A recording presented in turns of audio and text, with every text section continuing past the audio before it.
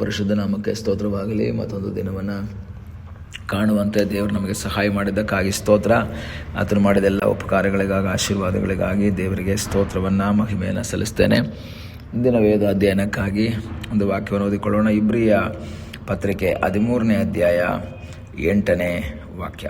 ಯೇಸು ಕ್ರಿಸ್ತನು ನಿನ್ನೆ ಇದ್ದ ಹಾಗೆ ಇವತ್ತೂ ಇದ್ದಾನೆ, ನಿರಂತರವೂ ಹಾಗೆಯೇ ಇರುವನು.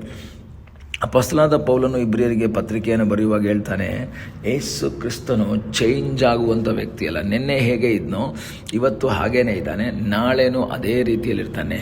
ಅದರ ಅರ್ಥ ಯೇಸು ಮಾರ್ಪಡೋದಿಲ್ಲ. ಮಲಾಕಿ ಪ್ರವಾದನೆ ಗ್ರಂಥದಲ್ಲಿ ನಾವು ನೋಡ್ತೇವೆ, ದೇವರು, ಯೆಹೋವನಾದ ದೇವರು ಇಸ್ರಾಯೇಲರೊಂದಿಗೆ ಮಾತನಾಡುವಂತಹ ಒಂದು ಮಾತು 3ನೇ ಅಧ್ಯಾಯ 6ನೇ ವಾಕ್ಯದಲ್ಲಿ, ಆದರೂ ಯೆಹೋವನಾದ ನಾನು ಮಾರ್ಪಟ್ಟಿಲ್ಲ, ನಾನು ಚೇಂಜ್ ಆಗಿಲ್ಲ. ಹಾಗಾದರೆ ಹಳೆ ಒಡಂಬಡಿಕೆಯಲ್ಲಿ ಸಹ ದೇವರು ಹೇಳ್ತಾರೆ, ನಾನು ಮಾರ್ಪಟ್ಟಿಲ್ಲ, ಮಾರ್ಪಡೋದಿಲ್ಲ.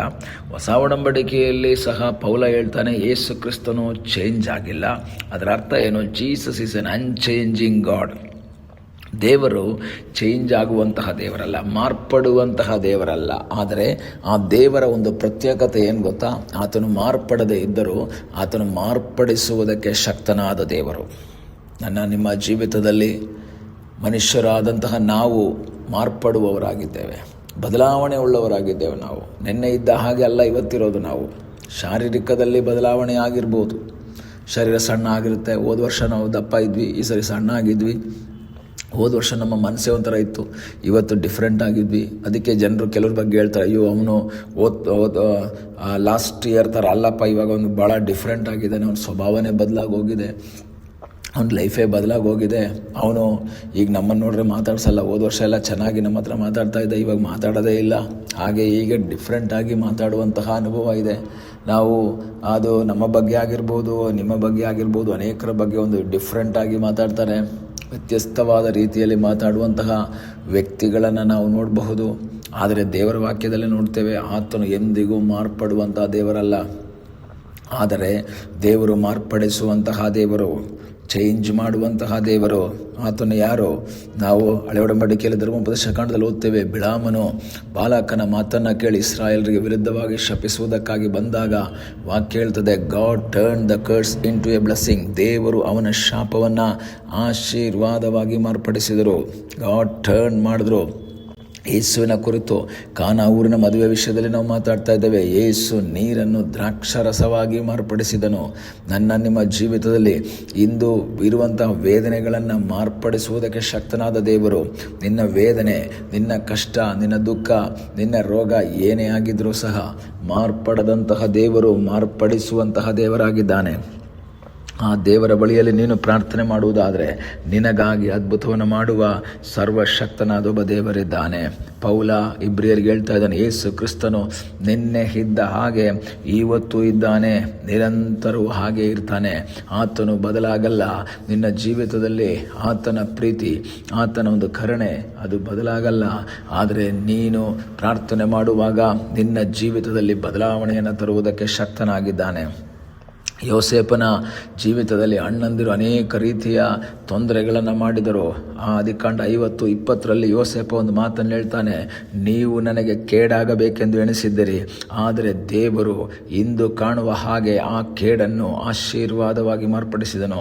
ಒಂದು ವೇಳೆ ನಿನ್ನ ಜೀವಿತದಲ್ಲಿ ಮನುಷ್ಯರು ಕೇಡನ್ನುಂಟು ಮಾಡ್ತಿರಬಹುದು, ನಿನ್ನ ಜೀವಿತದಲ್ಲಿ ವಿರೋಧಗಳು ನಡೀತಾ ಇರಬಹುದು, ನಿರಾಶೆಯ ಮಾತುಗಳಿರಬಹುದು, ನಿನ್ನ ಜೀವಿತ ಹೇಗಾಗುತ್ತೆ, ಹೇಗೆ ಬದಲಾಗುತ್ತೆ ಎಂಬ ಒಂದು ಪ್ರಶ್ನೆ ನಿನ್ನಲ್ಲಿರ್ಬೋದು, ಒಂದು ಕ್ವೆಶ್ಚನ್ ಮಾರ್ಕ್ ನಿನ್ನ ಮುಂದೆ ಇರಬಹುದು. ಆದರೆ ನಿನ್ನ ಜೀವಿತದಲ್ಲಿ ಅದ್ಭುತ ಮಾಡುವ ಸರ್ವಶಕ್ತನಾದ ಒಬ್ಬ ದೇವರಿದ್ದಾನೆ. ಬಿಡುಗಡೆ ಕೊಡುವಂತಹ ಒಬ್ಬ ದೇವರಿದ್ದಾನೆ. ಸಹಾಯ ಮಾಡುವಂತಹ ಒಬ್ಬ ದೇವರಿದ್ದಾನೆ. ಆ ದೇವರಲ್ಲಿ ನೀನು ಆಶ್ರಯಿಸುವುದಾದರೆ ನಿನಗಾಗಿ ಅದ್ಭುತವನ್ನು ಮಾಡುವುದಕ್ಕೆ ಶಕ್ತನಾಗಿದ್ದಾನೆ. ನಿನ್ನ ಜೀವಿತವನ್ನು ಬದಲಾಯಿಸುವಂತಹ ದೇವರು, ನಿನ್ನ ಸ್ವಭಾವವನ್ನು ಬದಲಾಯಿಸುವಂತಹ ದೇವರು, ನಿನ್ನ ಜೀವಿತದ ಪರಿಸ್ಥಿತಿಗಳನ್ನು ಬದಲಾಯಿಸುವಂಥ ದೇವರು, ದುಸ್ಥಿತಿಗಳನ್ನು ಬದಲಾಯಿಸುವಂತಹ ದೇವರು. ಯೋಬನಲ್ಲಿದ್ದಂಥ ದುಸ್ಥಿತಿಯನ್ನು ದೇವರು ಹೋಗಲಾಡಿಸಿದನೆಂಬುದಾಗಿ ವಾಕ್ಯ ಹೇಳ್ತದೆ.